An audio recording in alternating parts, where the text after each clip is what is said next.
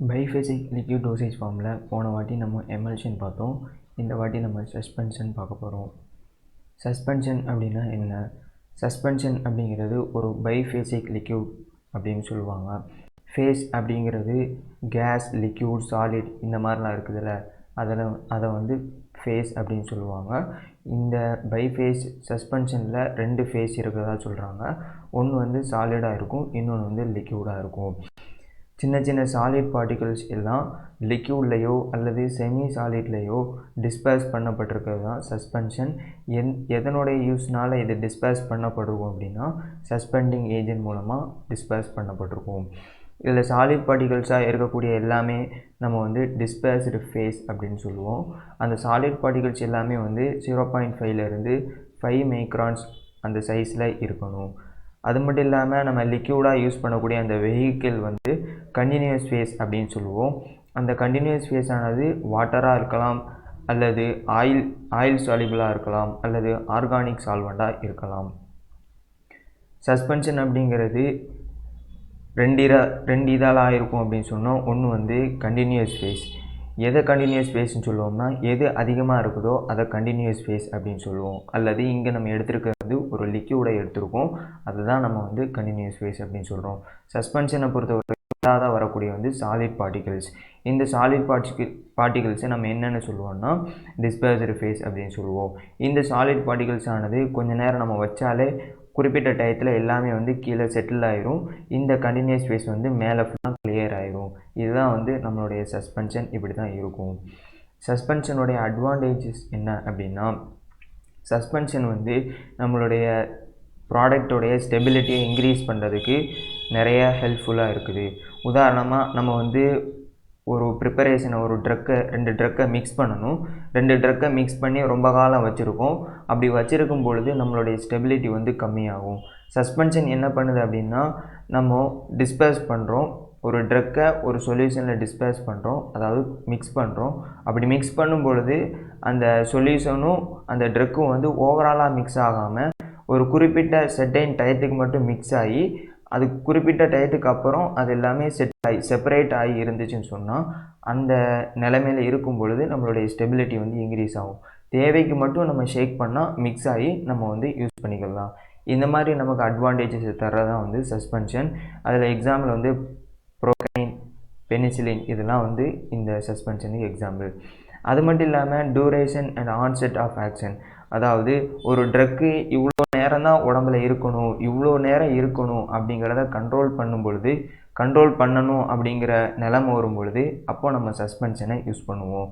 உதாரணத்துக்கு ஒரு டேப்லெட்டை வந்து ஒரு நாளைக்கு ஒருக்க எடுக்கிறதுக்கும் ஒரு நாளைக்கு 3 வேளை 5 வேளை எடுக்கிறதுக்கும் வித்தியாசம் இருக்குது. சில ட்ரக்கெலாம் வந்து 8 மணி நேரத்துக்கு ஒருக்க போடுங்க அப்படிங்கிற மாதிரி சொல்லுவாங்க. 8 மணி நேரத்துக்கு ஒருக்க ஏன் திருப்பி நம்ம ரிப்பீட் பண்ணணும் அப்படின்னா 8 மணி நேரத்துக்கு அப்புறம் அந்த ட்ரக்கோடைய பார்ட்டிகல்ஸ் எல்லாமே உடம்புலேருந்து வெளியேறி இருக்கும். அதுக்கப்புறம் திருப்பி அந்த ட்ரக் எடுக்கும்போது அந்த ஆக்ஷன் நமக்கு கிடைக்கும்.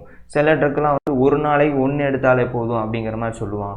ஏன் அப்படின்னா ஒரு நாளை, அதாவது அந்த ட்ரக்கை எடுத்தோன்னு சொன்னால் 24 மணி நேரமும் நம்ம பாடியில் அந்த ட்ரக்கு இருக்கும். அதனால் நம்ம வந்து ஒரு நாளைக்கு 1 எடுத்தால் போதும் அப்படின்னு சொல்லுவாங்க. இந்த மாதிரி டியூரேஷனை கண்ட்ரோல் பண்ணதாக இருக்கட்டும், கரெக்டான ஆக்ஷனை ப்ரொடியூஸ் பண்ணுறதா இருக்கட்டும், இதெல்லாம் வந்து நம்ம சஸ்பென்ஷன் வந்து நமக்கு தரக்கூடியதாக இருக்குது. அதுக்கு எக்ஸாம்பிள் வந்து புரோட்டாமின், ஜிங்க், இன்சுலின் சஸ்பென்ஷன் இதெல்லாம் சொல்கிறாங்க. Suspension can mask unpleasant bitter, அதாவது ஒரு சஸ்பென்ஷன் ஆனது அன்பிளசண்டான ஒரு வாசனையோ கசப்பான ஒரு டேஸ்ட்டையோ மாஸ்க் பண்ணும், இல்லாமல் ஆக்கக்கூடியதாக இருக்கும். உதாரணத்துக்கு கசக்கக்கூடிய பிட்டராக இருக்கக்கூடிய சாலிட் பார்ட்டிகல்ஸை ஒரு சுகர் சொல்யூஷனில் மிக்ஸ் பண்ணுறோம், டிஸ்பர்ஸ் பண்ணுறோம் அப்படின்னா அந்த சாலிட் பார்ட்டிகல்ஸோடைய கசப்பு தன்மை நமக்கு தெரியாமல் இருக்கும். இதை தான் நம்ம வந்து சஸ்பென்ஷன் அப்படின்னு நம்ம சொல்கிறோம்.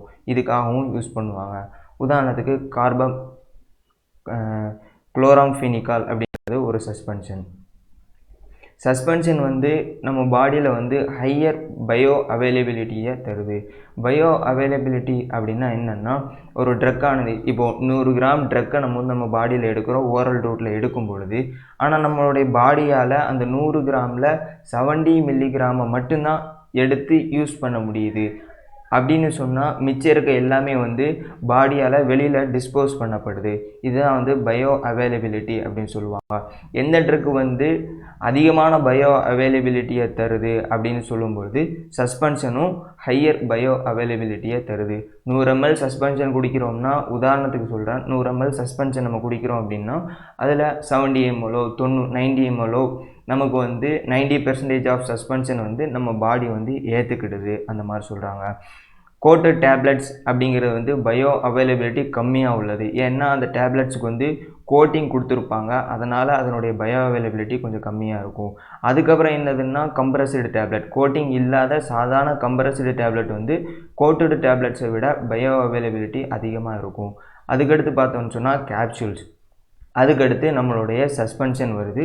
அதுக்கடுத்து ஒன்று இருக்குது, அது என்னதுன்னா சொல்யூஷன். சஸ்பென்ஷனை விட சொல்யூஷன் வந்து பயோ அவைலபிலிட்டி அதிகமாக இருக்குது அப்படின்னு சொல்கிறாங்க. ஆனால் என்ன, அதனுடைய ஸ்டெபிலிட்டி வந்து சஸ்பென்ஷனை விட கம்மியாக இருக்கும் அப்படிங்கிற மாதிரி. டிஸ்அட்வான்டேஜஸ் அப்படின்னு பார்த்தோம்னு சொன்னோம்னா, நம்மளுடைய சஸ்பென்ஷனுடைய ஃபிசிக்கல் ஸ்டெபிலிட்டி. செடிமெண்டேஷன் அப்படிங்கிறது நம்ம பார்ட்டிகல் டிஸ்பர்ஸ் பண்ணுறோம்ல, டிஸ்பர்ஸ்னால் பரப்பி விடப்பட்ட அந்த மாதிரி மீனிங் வரும். டிஸ்பர்ஸ் பண்ணக்கூடிய அந்த சாலிட் பார்ட்டிகல்ஸ் வந்து எவ்வளோ டயத்தில் வந்து கீழே செட்டில் ஆகுது அப்படிங்கிறதான், கீழே செட்டில் ஆகிறது பேர் தான் வந்து செடிமெண்டேஷன் அப்படின்னு சொல்லுவாங்க. அதுக்கடுத்து ஒரு கச்சிதமாக ஒரு பெர்ஃபெக்டான சஸ்பென்ஷனை ப்ரிப்பேர் பண்ணுறது, இது எல்லாமே நம்ம கொஞ்சம் தலைவலியாக ப்ராப்ளமாகவே இருக்கும். ஏன்னா ஒன்று கிடச்சின்னு சொன்னால் இன்னொன்று கிடைக்காது, அந்த மாதிரி நிறைய விஷயங்கள் ப்ராப்ளம்ஸ் வரும். ஏன்னா இதை ஃபார்முலேட் பண்ணுறது கொஞ்சம் கஷ்டமான ஒரு விஷயம், சஸ்பென்ஷனை ஃபார்முலேட் பண்ணுறது. அது மட்டும் இல்லாமல் ஒரு சஸ்பென்ஷன் நம்ம வந்து அக்யூரேட் டோஸ் நம்மளால் எடுக்க முடியாது. உதாரணத்துக்கு ஒரு 100 ml ஆஃப் சஸ்பென்ஷனில் வந்து 10 mg ஆஃப் சாலிட் பார்ட்டிகல்ஸை நம்ம டிஸ்பர்ஸ் பண்ணியிருக்கோம் அப்படின்னா 100 ml ஆஃப் ஒரு வெஹிக்கிளில் நம்ம லிக்யூட் வெஹிக்கிளில் சாலிட் பார்ட்டிகல்ஸ் நம்ம டிஸ்பர்ஸ் பண்ணுறோம் அப்படின்னு 10 mg சாலிட் பார்ட்டிகல்ஸை டிஸ்பர்ஸ் பண்ணுறோம் அப்படின்னு சொன்னால் அதில் ஒவ்வொரு 10 mlக்கும் ஒவ்வொரு மில்லிகிராம் நமக்கு கிடைக்கணும். இப்போ உதாரணத்துக்கு எனக்கு வந்து 100 ml சொல்யூஷன் சஸ்பென்ஷன் தந்திருக்காங்க, அதுலேருந்து எனக்கு 10 ml டெய்லி ஒரு டோஸ் குடிக்கணும் அப்படின்னா அந்த 10 ml ஆஃப் சஸ்பென்ஷனில் எனக்கு ஒரே ஒரு மில்லிகிராம் வந்து எது இருக்கணும் அப்படின்னா ஏபிஐ சாலிட் பார்ட்டிகல் இருக்கணும். அப்படின்னு கிடைக்கணும் அப்படின்னு சொன்னால் நம்ம நல்லா ஷேக் பண்ணிவிட்டு நம்ம போர் பண்ணி எடுத்தோம் அப்படின்னு சொன்னால் இந்த மாதிரி டோஸ் நமக்கு வந்து கரெக்டாக கிடைக்கும். சில பேர் சரியாக ஷேக் பண்ணாமல் யூனிஃபார்மாக இல்லாமல் சும்மா அந்த வெஹிக்கிளை மட்டும் ஊற்றி குடிச்சிருவாங்க. கீழே எல்லா சாலிட் பார்ட்டிகல்ஸ் கீழே செட்டில் ஆகிருக்கும், அதை ஷேக் பண்ணால் தான் மேலே வரை வரும், நம்ம ஃபுல் டோஸ் கிடைக்கும். அதனால் இது அக்யூரேட் டோஸ் எடுக்கிறது கொஞ்சம் கஷ்டமான விஷயம்தான். எது வரைக்கும் அப்படின்னா இந்த சஸ்பென்ஷனை நம்ம யூனிட் டோஸாக மாற்றுற வரைக்கும்.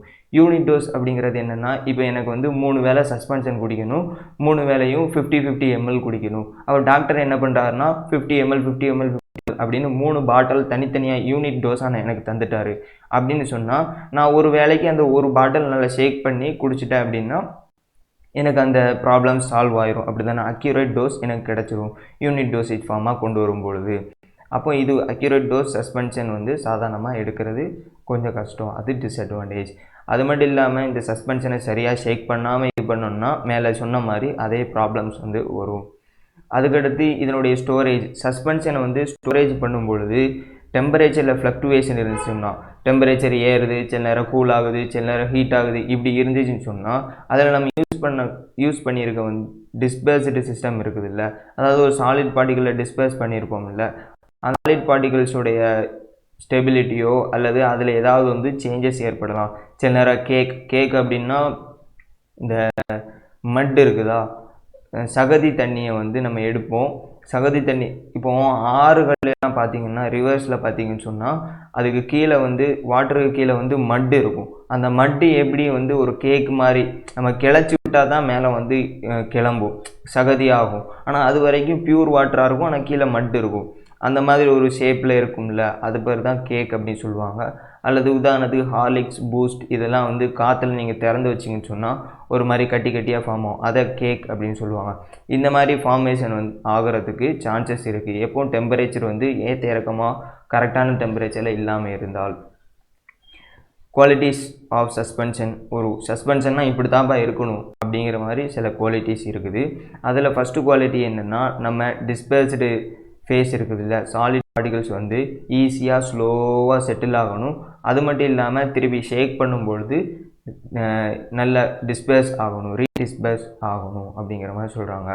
அதுக்கடுத்து ஈஸியாக நம்ம வந்து ஷேக் பண்ணிவிட்டு கரெக்டாக ரெடியாக போர் பண்ணி குடிக்கிற மாதிரி நம்மளுடைய சஸ்பென்ஷன் இருக்கணும், ஈஸியாக இருக்கணும், பேஷண்ட் கம்ஃபர்ட்டாக இருக்கணும், பேஷண்ட்டுக்கு வந்து கம்ஃபர்ட்டாக இருக்கணும் அதை குடிக்கிறதுக்கு. அது மட்டும் இல்லாமல் கெமிக்கலி இன்னர்ட்டாக இருக்கணும். கெமிக்கலி இன்னர்ட் அப்படிங்கிறது மந்தம் அப்படின்னு சொல்லுவாங்க. கெமிக்கலி இன்னர்ட்னா நம்ம பாடிக்கு எந்த ஒரு அதனுடைய ஆக்ஷனை தவிர வேறு எந்த ஒரு ஆக்ஷனையும் நமக்கு தரக்கூடாது அப்படிங்கிற மாதிரி சொல்லுவாங்க. அது மட்டும் இல்லாமல் ஹார்டு கேக்கை வந்து ஃபார்ம் பண்ணக்கூடாது. கீழே செட்டில் ஆகக்கூடிய டிஸ்பர்ஸ்டு பார்ட்டிகல்ஸ் எல்லாம் ஒன்றோட ஒன்று ஒட்டி அப்படி கட்டி கட்டியாக கேக் மாதிரி ஃபார்ம் ஆகக்கூடாது அப்படிங்கிறத சொல்கிறாங்க. அது மட்டும் இல்லாமல் இந்த சஸ்பென்ஷன் வந்து டீக்ரேடிசேஷன் கெட்டு போகிறது தடுக்கணும், அதுக்காக தான் நம்ம சஸ்பென்ஷன் யூஸ் பண்ணுறோம். அது மட்டும் இல்லாமல் இம்ப்ரூவ் ஸ்டெபிலிட்டியை வந்து இம்ப்ரூவ் பண்ணணும். இதெல்லாம் தான் நம்மளுடைய ஐடியல் குவாலிட்டிஸ் அப்படின்னு சொல்கிறாங்க. சஸ்பென்ஷன் இன்னொரு வகைக்காக எதுக்கு யூஸ் பண்ணணும்னா நம்மளுடைய சாலிட் பார்ட்டிகல்ஸோடைய பிட்டர் டேஸ்ட்டை வந்து அதோடைய அன்பிளசன்ட் ஸ்மெல்லு இந்த மாதிரி விஷயங்களை வந்து மாஸ்க் பண்ணுறதுக்காகவும் நம்ம சஸ்பென்ஷன் யூஸ் பண்ணுறோம். அப்படி இருந்தால் தான் அது கரெக்டான ஐடியலான சஸ்பென்ஷன் அப்படிங்கிறத சொல்கிறாங்க. ஃப்ளாக்குலேட்டட் சஸ்பென்ஷன், டீஃப்ளாக்குலேட்டட் சஸ்பென்ஷன் அப்படின்னு 2 வகை இருக்குது. ரெண்டுமே யூஸில் தான் இருக்குது. இப்படி தான் இருக்கணும், இப்படி தான் இருக்கக்கூடாது அப்படின்னு கிடையாது, ரெண்டுமே இருக்கலாம். ஆனால் ஃப்ளாக்குலேட்டட் சஸ்பென்ஷன் அப்படிங்கிறது என்னென்னா அதனுடைய பார்ட்டிகல்ஸ் இருக்குதுல்ல, நம்ம டிஸ்பர்ஸ் பண்ணப்பட்டிருக்கக்கூடிய சாலிட் பார்ட்டிகல்ஸ் எல்லாம் ஒரு லூஸ் ஆக்ரிகேட்னால் ஒன்றோடு ஒன்று சேர்ந்து பக்கத்தில் இருக்கும். அது எப்படி ஃபார்ம் ஆகிருக்கும் அப்படின்னு சொன்னால் ஒரு நெட்வொர்க் மாதிரி ஃபார்ம் ஆகிருக்குதோ, ஃபுல்லாக ஒட்டிடாது, அதுக்கு இடையில கேப் இருக்கும், அல்லது இடையில வேறு ஏதாவது மாலிகுல்ஸ் இருக்கும். ஆனால் டீஃப்ளாக்குலேட்டட் சஸ்பென்ஷன் எப்படி இருக்கும் அப்படின்னா செப்பரேட்டாக நம்மளுடைய டிஸ்பர்ஸ்டு பார்ட்டிகல்ஸ் வந்து ஃபுல்லாக செப்பரேட்டாக அங்கங்கே செதறி கிடக்கும். ரெண்டுக்கும் மத்தியில் வந்து ரிப்பல்சிவ் ஃபோர்ஸ் இருக்கும் அப்படிங்கிறத யோசிச்சுக்கோங்க. அது மட்டும் இல்லாமல் ஃப்ளாக்குலேட்டட் சஸ்பென்ஷன் வந்து செடிமெண்டேஷன் ரேட் வந்து ஹையாக இருக்கும். ஏன்னு சொன்னால் ஆக்ரிகேட்ஸ் எல்லா பார்ட்டிகல்ஸும் பக்கத்தில் உட்காந்துருக்கும் போது ஒரு பார்ட்டிகிள் கீழே போகும் பொழுது இன்னொரு பார்ட்டிகிளில் பிடிச்சி கீழே இழுத்துட்டு அப்படி செட்டில் ஆகும். அப்போ அது பிடிச்சி இழுக்கும் பொழுது கீழே எல்லாம் செட்டில் ஆகிறதுக்கான ரேட் வந்து கொஞ்சம் ஃபாஸ்ட்டாக இருக்கும். அதுதான் செடிமெண்டேஷன் ரேட் வந்து இதில் ஹையாக இருக்கும். ஆனால் டீஃப்ளாக்குலேட்டட் சஸ்பென்ஷனில் வந்து எல்லா பார்ட்டிகல்ஸும் செப்பரேட்டாக இருக்கனால ஒவ்வொரு சைஸில் இருக்கக்கூடியது, சின்னதாக இருக்கக்கூடியது சீக்கிரமாக செட்டில் ஆகும், பெருசாக இருக்கிறது பெருசாக இருக்கிறது சீக்கிரமாக செட்டில் ஆகும், சின்னதாக இருக்கிறது கொஞ்சம் கம்மியாக லேட்டாக செட்டில் ஆகும். இந்த மாதிரி செடிமெண்டேஷன் ரேட் வந்து லோவாக இருக்கும் அப்படிங்கிறத சொல்கிறாங்க. அது மட்டும் இல்லாமல் செடிமெண்டேஷன் அதாவது அந்த டிஸ்பர்ஸ்டு பார்ட்டிகல்ஸ் எல்லாம் லூஸாக பேக் ஆகிருக்கும், ஹார்ட் கேக்கை வந்து ஃபார்ம் பண்ணாது. ஏன்னா ஒவ்வொரு பார்ட்டிகல்ஸ் நடுவுலையும் வந்து ஒரு சில கேப் இருக்கும். வாண்டர்வால்ஸ் அட்ராக்ஷன் மூலமாக பக்கத்தில் இருக்குமே தவிர ரொம்ப ஒட்டி இருக்காது, இடையில கேப் இருக்கும், அதனால் ஹார்டு கேக் ஃபார்ம் ஆகாது. ஆனால் செடிமெண்டேஷன் அதாவது டீஃப்ளாக்குலேட்டட் சஸ்பென்ஷனில் ஹார்டு கேக் ஃபார்ம் ஆகிறதுக்கான சான்சஸ் அதிகமாக இருக்குது. ஏன்னா அது ஸ்லோவாக செட்டில் ஆகும் பொழுது கீழே ஃபுல்லாக பார்ட்டிகல்ஸ் எல்லாம் ஒன்றோட ஒன்று பக்கத்தில் ரொம்ப நெருக்கி இருக்கும் பொழுது நமக்கு வந்து கேக் ஃபார்ம் ஆகும். மேலே சொன்ன அந்த மட் வாட்டரை வந்து எக்ஸாம்பிளாக எடுத்துக்கோங்க. Sedimentation can easily dispersed. இங்கே வந்து நம்ம ஹார்டு கேக் ஃபார்ம் ஆகலை அப்படிங்கிறதுனால இதை வந்து நம்ம ஷேக் பண்ணாலே எல்லா பார்ட்டிகல்ஸும் திருப்பி அதாவது இடத்துல போய் உட்காந்துக்கும். ஆனால் டீஃப்ளாக்குலேஷன் சஸ்பென்ஷன் கேக் ஃபார்ம் ஆயிடுச்சு, அதனால் இதில் வந்து ஷேக் பண்ணாலும் யூஸ் இல்லை. அந்த கேக் வந்து ஃபார்ம் ஆகிருக்கும் பொழுது நம்ம ரீடிஸ்பர்ஸ் ஆகிறது வந்து கொஞ்சம் கஷ்டமாக இருக்கும். இது அதாவது ஃப்ளாக்குலண்ட் சஸ்பென்ஷனில் சூப்பர்னன் லிக்யூட் அப்படிங்கிறது வந்து கண்டினியூஸ் ஃபேஸை சொல்கிறாங்க. இப்போ டிஸ்பர்ஸ்டு ஃபேஸ் எல்லாமே அந்த சாலிட் பார்ட்டிகல்ஸ் எல்லாமே கீழே செட்டில் ஆன உடனே மேலே உள்ள அந்த வாட்டர் லிக்யூட் இருக்குது அது வந்து கிளியராக இருக்கும் அப்படின்னு சொல்கிறாங்க. இதில் டீஃப்ளாக்குலண்டில் க்ளவுடியாக இருக்கும் அப்படிங்கிறத சொல்கிறாங்க. ஏன்னா அந்த பார்ட்டிகல்ஸ் வந்து ஒழுங்காக கீழே செடிமெண்ட் ஆகிருக்காது, கீழே வந்து உட்காந்துருக்காது, கீழே படிஞ்சிருக்காது, மேலே தெரிஞ்சுக்கிட்டு இருக்கனால க்ளவுடி ஃபார்மாக இருக்கும் அப்படின்றத சொல்கிறாங்க. இது வந்து டீஃப்ளாக்குலேட்டட் சஸ்பென்ஷன், இன்னொன்று வந்து ஃப்ளாக்குலேட்டட் அப்படிங்கிறத யோசிச்சுக்கோங்க. டீஃப்ளாக்குலேட்டட் சஸ்பென்ஷன் அண்ட் ஃப்ளாக்குலேட்டட் சஸ்பென்ஷன் கிட்டத்தட்ட ஒரே மரத்தை இருக்கும். எது வரைக்கும் அப்படின்னா ஃப்ளாக்குலேட் அதாவது ஃப்ளாக்குலன் அப்படிங்கிற ஒரு ஏஜென்ட் வந்து ஆட் பண்ணுற வரைக்கும். எப்படி சஸ்பெண்டிங் ஏஜென்ட் எமல்சிஃபையிங் ஏஜென்ட் இருக்குதோ அதே மாதிரி ஃப்ளாக்குலண்டை ஃபார்ம் பண்ணுறதுக்கும் சில ஏஜென்ட்ஸ் இருக்குது. இங்கே நம்ம யூஸ் பண்ணுறது வந்து ஆலம் Al2SO4 த்ரைஸ் இந்த காம்பவுண்ட் வந்து யூஸ் பண்ணுறோம். இந்த காம்பவுண்டை ஆட் பண்ண உடனே இந்த காம்பவுண்டானது ஒவ்வொரு பார்ட்டிகல்ஸ் நடுவுலையும் வந்து வந்துடும். அப்படி வரும் பொழுது இந்த 2 பார்ட்டிகல்ஸ் நடுவில் இந்த ஆலம் வரும் பொழுது இந்த 2 பார்ட்டிகல்ஸையும் பக்கத்தில் பிடிச்சி வச்சுக்கும். அப்படி பிடிச்சி எல்லா பார்ட்டிகல்ஸையும் பிடிச்சி வைக்கும் பொழுது எல்லா பார்ட்டிகல்ஸும் ஒரு குறிப்பிட்ட டயத்துக்கு அப்புறம் கீழே எல்லாமே செட்டில் ஆகும்.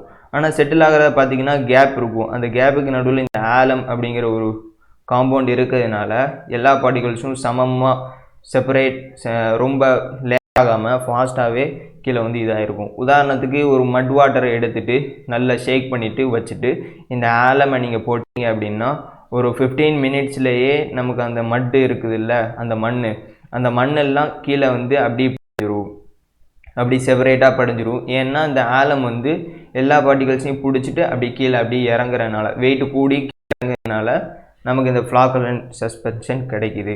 ஆனால் டீஃப்ளாக்குலண்ட் வந்து ஃப்ளாக்குலேட்டட் சஸ்பென்ஷனோட ரொம்ப லேட்டாக தான் செட்டில் ஆகும். அப்படி செட்டில் ஆனாலும் பக்கத்தில் கேக் மாதிரி ஃபார்ம் ஆகி செட்டில் ஆகும். இது உங்களுக்கு புரிஞ்சிருக்கும்னு நினைக்கிறேன். சரிங்களா? Thank you for your attention. இந்த வீடியோ உங்களுக்கு பிடிச்சிருந்துச்சுன்னா லைக் பண்ணுங்கள். இதில் ஏதாவது டவுட் இருந்துச்சு அப்படின்னா கீழே கமெண்டில் சொல்லுங்கள். அது மட்டும் இல்லாமல் இது வேறு யாருக்காவது தேவைப்பட்டுச்சுன்னா அதை ஷேர் பண்ணுங்கள்.